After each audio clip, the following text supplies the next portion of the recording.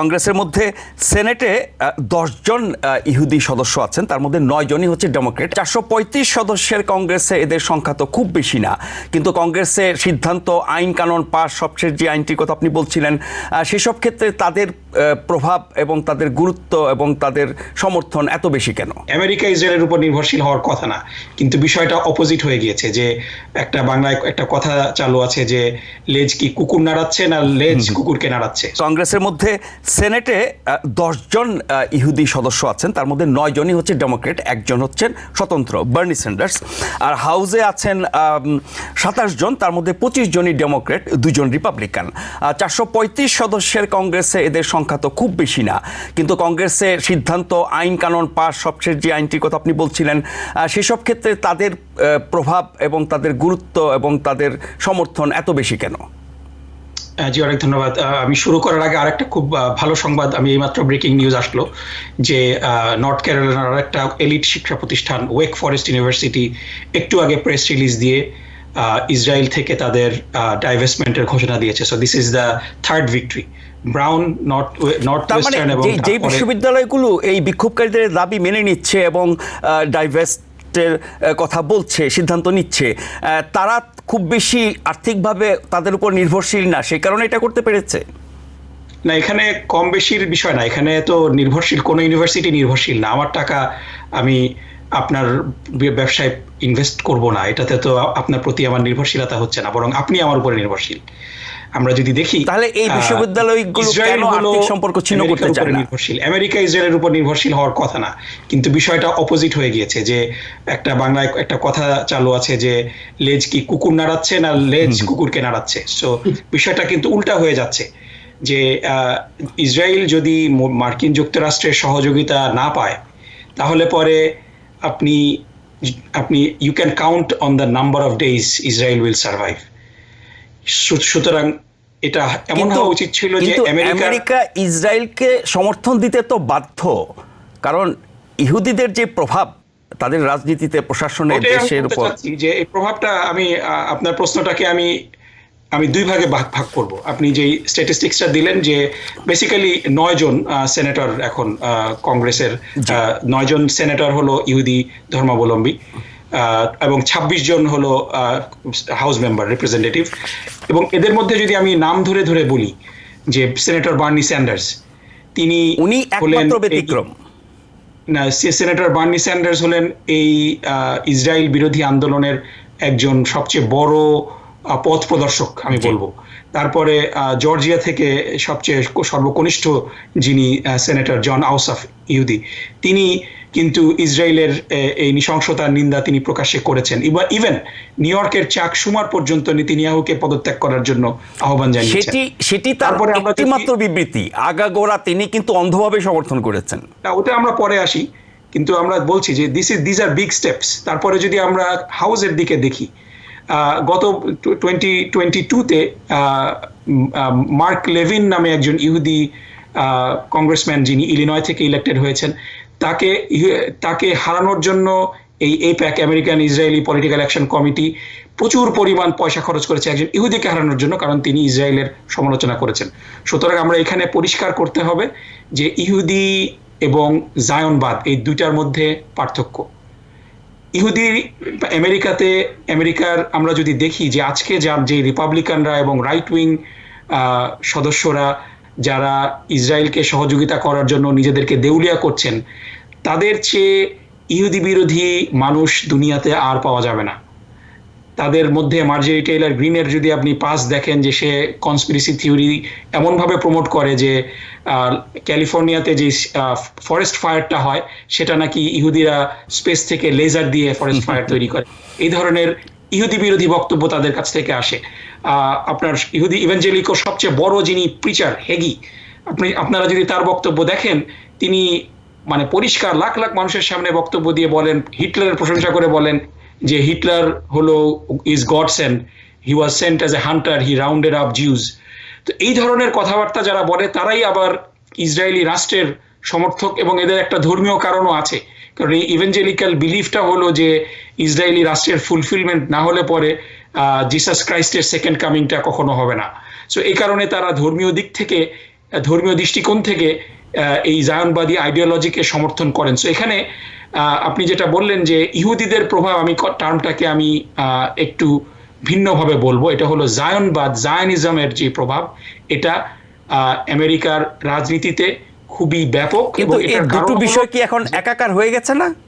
না, দুইটা কখনোই একাকার হয় না, এবং দুইটা একাকার করার কোনো স্কোপ নাই। এবং ঘটনা হলো যে এটাকে একাকার করে দেখার চেষ্টা করা হয়, কিন্তু দুইটার মধ্যে কোনো মিল নেই। কারণ এই ইসরায়েল বিরোধী এবং যুদ্ধ বিরোধী আন্দোলনের নেতৃত্ব দিচ্ছেন ইহুদিরা। সো একজন ইহুদি কখনো ইহুদি বিরোধী হবে না। আপনি তাকে অ্যান্টাইসেমেটিক আপনি বললেও এটা বিশ্বাসযোগ্য হবে না, বরং এখন এদেরকে চিত্রায়িত করা হচ্ছে যে এরা ফেক, এরা আসলে ইহুদি না, এই ধরনের কথাবার্তা বলা হচ্ছে। এবং কংগ্রেসে আরো আজকে যে বিলটা পাশ হলো, এই বিলের বিরুদ্ধে সবচেয়ে বড় অবস্থান নিয়েছেন কলম্বিয়ার যেই ম্যানহাটনের যিনি কংগ্রেসম্যান ন্যাডলার, মামুন ভাই চেনেন, তিনি একজন ইহুদি ধর্মাবলম্বী, তিনি এটা বিরোধিতা করেছেন। সুতরাং ইহুদি কংগ্রেসম্যান হলেই বাই ডিফল্ট যে তিনি জায়নবাদী আইডিওলজির সমর্থক হবেন এটা না। এবং পৃথিবীতে আমরা দেখছি যে তিনটা খুব বড় বর্ণবাদী আইডিওলজির উত্থান হয়েছে, এবং এটা প্রমোট হচ্ছে, এবং তিনটা আইডিওলজির মধ্যে খুব বড় ধরনের কপারেশনও রয়েছে। এটা হলো জায়নবাদী, জায়নিস্ট মুভমেন্ট, তারপরে হলো হিন্দুত্ববা মুভমেন্ট, যেটা মোদি প্রপোগেট করছে ইন্ডিয়াতে, এবং আমেরিকাতে হোয়াইট সুপ্রেমেসি। এবং এই তিনটা গ্রুপের মধ্যে কিন্তু অস্বাভাবিক রকমের সম্পর্ক এবং সহযোগিতা রয়েছে। এবং এই তিনটা আইডিওলজি আনফর্চুনেটলি আমেরিকাতে তাদের যে লবিস্ট গ্রুপ আছে, তারা প্রচুর পরিমাণ পয়সা হিস্টোরিক্যালি রেইজ করেছে, এবং তারা পয়সা দেয় এই কংগ্রেসম্যান এবং ইলেক্টেড অফিসিয়ালদেরকে, যার কারণে এনআরএ আমেরিকার আপনি যদি কোনো নিরপেক্ষ রাজনৈতিক বিশ্লেষণের সাথে কথা বলেন, আপনি দেখবেন যে তাদের ফ্রাস্ট্রেশনের জায়গা হলো দুইটা জায়গায়, যে দুইটা ক্যান্সারাস লবিস্ট গ্রুপ আমেরিকার রাজনীতিকে নিয়ন্ত্রণ করে। যার একটা বড় গ্রুপ হলো এনআরএ, ন্যাশনাল রাইফেল অ্যাসোসিয়েশন, যার কারণে আমেরিকার বন্দুক সন্ত্রাস এখনো পর্যন্ত, এটা সবাই জানে যে বন্দুক সন্ত্রাসের কারণে নিরীহ মানুষজনের প্রাণ যাচ্ছে, কিন্তু এটার ব্যাপারে কিছুই করতে পারে না। এবং দ্বিতীয় হলো AIPAC, American Israeli political action committee. এই দুইটা হলো আমেরিকার রাজনীতিতে ক্যান্সারাস। সেটি আমরা সন্ত্রাস বলি, শ্বেতাঙ্গবাদ, বর্ণবাদ এবং এখন ইহুদিবাদ, এই সব কিছুর ক্ষেত্রে যারা নিয়ন্ত্রক শক্তি তারা তো অপশক্তি। তার মানে হচ্ছে কি আমেরিকা অপশক্তির কবলে? অবশ্যই এনআরএ এবং but the thing is it's moving away. আমরা যদি দেখি যে আমরা পরম্পরাটা যদি দেখি, যে দেয়ার ওয়াজ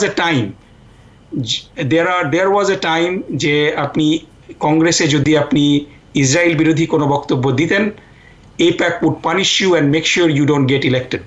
কিন্তু AIPAC-এর এই ক্ষমতাটা আস্তে আস্তে কমে যাচ্ছে। স্পেশালি এই বছর প্রাইমারিতে তারা যেই পরিমাণ এবং দ্য ব্রেক কেম খুব নিউ ইয়র্ক থেকে এটা এসেছে। ইলিয়ট অ্যাঙ্গেল, মাউন ভাইরা জানেন, দীর্ঘদিন ধরে ডেমোক্রেটিক দলের ফরেন অ্যাফেয়ার্স কমিটির চেয়ার ছিলেন, এবং উনি যে উনার সিটটা অলমোস্ট একেবারে লোহাতে খোদাই করে রাখার মতো, যে এটা কোনোভাবেই ব্রেক হবে না।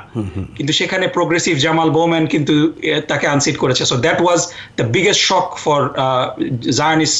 আপনি কিছুটা আশাবাদ দেখতে পাচ্ছেন এইসব অপশক্তির বিরুদ্ধে? এই যে 90 জন কংগ্রেসম্যান যে ভোট দিলেন, ইট ওয়াজ জিরো আপনার 4-5 বছর আগে। এই বছর তারা সামারলি, আমরা জানি যে পেনসিলভেনিয়ার পিটসবার্গের কংগ্রেসম্যান, তিনি সবচেয়ে বেশি ইসরায়েল বিরোধী বক্তব্য রাখেন। তাকে হারানোর জন্য একজন ইন্ডিয়ান মহিলা প্যাটেলকে দাঁড় করিয়েছিল AIPAC, প্রচুর পরিমাণ পয়সা খরচ করেছে, কিন্তু তাকে আনসিট করতে পারেনি।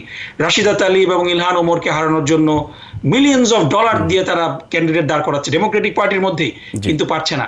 সুতরাং এই AIPAC-এর ক্ষমতাটা আস্তে আস্তে শেষ হয়ে যাচ্ছে। এবং সবচেয়ে বড় বিষয় হলো যে আজকে যারা কলেজ বিশ্ববিদ্যালয়ে নেতৃত্ব দিচ্ছে, তারাই আমেরিকার ভবিষ্যৎ। নিশ্চয়ই তারা যখন নেতৃত্বে আসবে, তারা যখন সিদ্ধান্ত গ্রহণের থেকে নেয় না, তারা রিয়েল টুইটার ফিড থেকে নিউজ দিচ্ছে।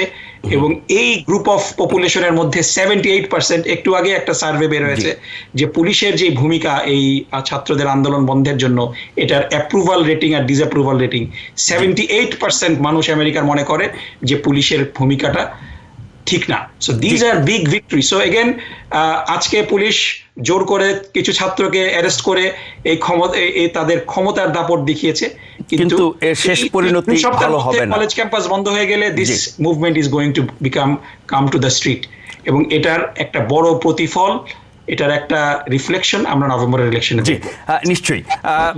মামুন ভাই, এই যে ডক্টর নাকিবুর রহমান বলছিলেন যে ইহুদিবাদ, শ্বেতাঙ্গবাদ, সন্ত্রাসবাদ, বর্ণবাদ, আমি ইহুদিবাদ বলিনি, আমি জায়নবাদ বলেছি। জি, সো লেটস রিফ্রেশ। সরি, বলছি যে ইহুদিবাদ নয়, জায়নবাদ। জায়নবাদ। তো এই বিষয়গুলো আমেরিকার রাজনীতিকে নিয়ন্ত্রণ করছে নানানভাবে। তার বিরুদ্ধে যে তারুণ্যের শক্তির যে প্রদর্শন, যে বিক্ষোভ, যে উত্থান আমরা দেখছি, আবার সেটাকে দমনও করা হচ্ছে। ডক্টর নাকিবুর রহমান ঠিকই বলেছিলেন যে এই জনগোষ্ঠী, এই তরুণরা যখন আমেরিকার দায়িত্ব নেবে, বিভিন্ন ক্ষেত্রে সিদ্ধান্ত গ্রহণ প্রক্রিয়া তারা থাকবে, সেটি কংগ্রেস থেকে শুরু করে বিভিন্ন ক্ষেত্রে হতে পারে, তখন হয়তো একটা পরিবর্তন আমরা দেখব। Because people sneeze. Because not everyone washes their hands. Because kids touch a lot of things. Set a date to get your COVID shot and RSV if eligible. Because if you're wondering, should I get my COVID shot?